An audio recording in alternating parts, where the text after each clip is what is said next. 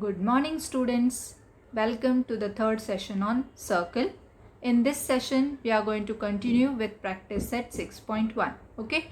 So let's quickly revise the theorems which we have learned in the previous two sessions. Okay. So the first theorem we have learned is a perpendicular drawn from the center of a circle on its chord bisects the chord. So here in this figure I have drawn one circle with center O. If segment AB is a chord of a circle and segment OP is perpendicular to this chord AP, then you can say that segment AP is congruent to segment BP. Okay, so this is the first theorem. Then second theorem states that the segment joining the center of a circle and the midpoint of its chord is perpendicular to the chord. Okay, so here in this figure, this is the circle with center O and seg AB is the chord of this circle and P is the midpoint of this chord AB. Then you can say that segment OP is perpendicular to chord AB. Okay, and this theorem is the converse of the previous theorem. Okay, so let's continue with practice set 6.1. Fifth sum. In figure, center of two circles is O. Chord AB of bigger circle intersects the smaller circle in points P and Q. Show that AP is equal to BQ. So in this question, you have two circles with same center but different radii. So such type of circles are called as,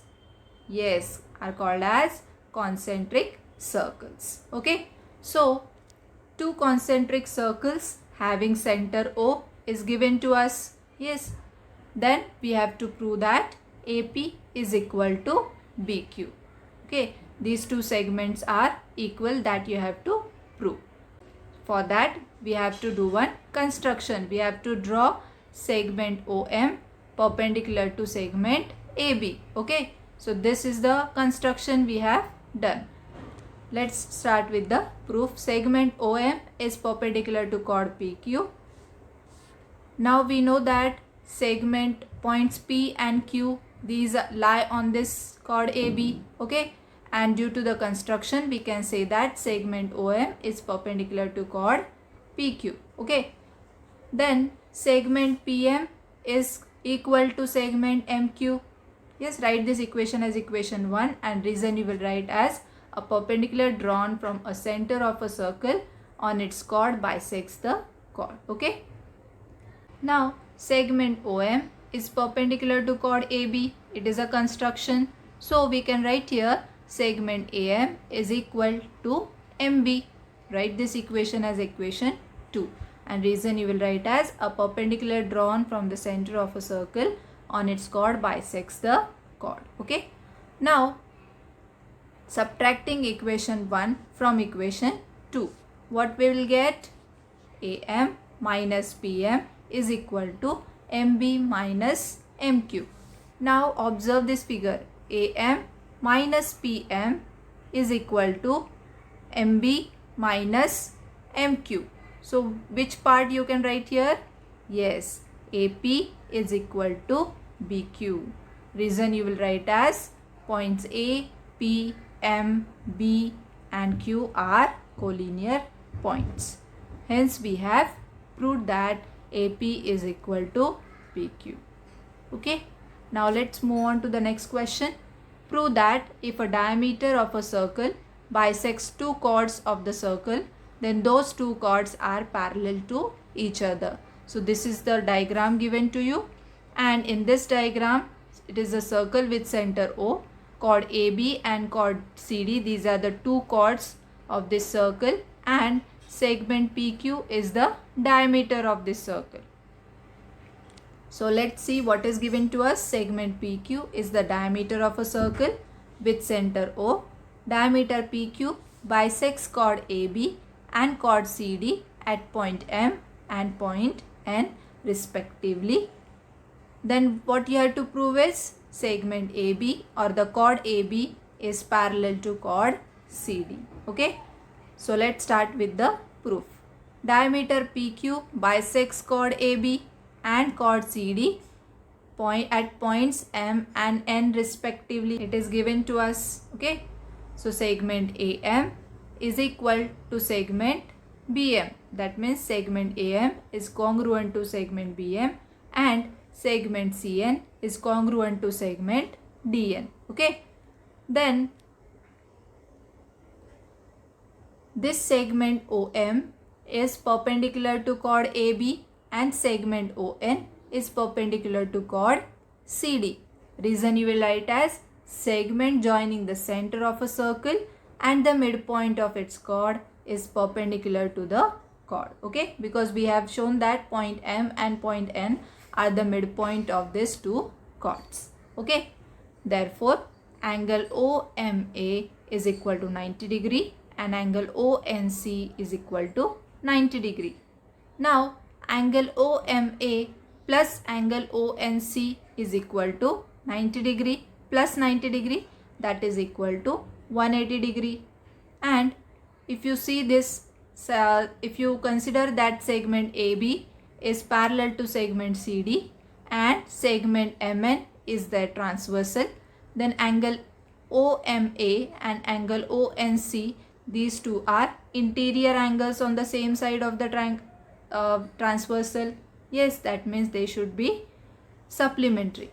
So we can write here, but angle OMA and angle ONC form a pair of interior angles on the line AB and line CD when segment MN is their transversal. Therefore, we can say that chord AB is parallel to chord CD. Reason is interior angles test. So we have solved this sum. We have completed practice set 6.1 here. So let's see one more theorem based on property of congruent chords. Okay. This theorem states that congruent chords of a circle are equidistant from the center of the circle. Now here you can draw these congruent chords of a circle in one circle, or you can consider two different circles and you can show that the chords are congruent. Okay. So here I have considered two chords, congruent chords in a same circle. Okay. So let's see what is given to us. In a circle with center O, chord AB is congruent to chord CD and OP is perpendicular to AB and OQ is perpendicular to CD. It is given to us, and what you have to prove is OP is equal to OQ. Okay. Now we have to do one construction. We have to draw segment OA and segment OD. Okay. So let's start with the proof here. OP is perpendicular to AB and OQ is perpendicular to CD. That means we can write here AP is equal to half of AB and DQ is equal to half of CD. Reason you will write as a perpendicular drawn from the center of a circle on its chord bisects the chord. Okay. Now this chord AB is equal to chord CD. It is given to us because these two are congruent chords. Therefore, we can say here if AB is equal to CD, we can say here AP is equal to DQ. Segment AP is equal to segment DQ. Write this equation as equation 1, and reason you will write as segments of equal lengths, because these length of AP is equal to length of DQ. So you can write here segment AP is equal to segment DQ. Now you have to consider triangle APO and triangle DQO. Okay. In these two triangles, what you can say? Yes, segment OA is equal to segment OD, because these are the radii of the same circle. Then angle APO is equal or congruent to angle DQO, each of 90 degree. Segment AP is congruent to segment DQ from equation 1. Therefore, we can say that triangle APO is congruent to triangle DQO. Reason is hypotenuse side test, because this OA and OD are the hypotenuse of these two triangles. Okay. Now their corresponding other components must be congruent. So you can write here seg OP is congruent to seg OQ. Reason is corresponding sides of congruent triangle. That means you can write here OP is equal to OQ, and reason is segments of equal lengths. Hence we have proved this theorem. Now this is the second theorem based on the properties of congruent chords, and it is also a converse of the previous statement. This theorem states that the chords of a circle equidistant from the center of a circle are congruent. That means here I have drawn one circle with center O. In this circle, say chord AB and chord CD, these are the two chords. OP is perpendicular to chord AB and OQ is perpendicular to chord CD. Also we are given with OP is equal to OQ. Okay, and you have to prove that chord AB is congruent to chord CQ. That means if the chords, these chord AB and chord CD are equidistant from the center of the circle, then you have to show that chord AB is congruent to chord CD.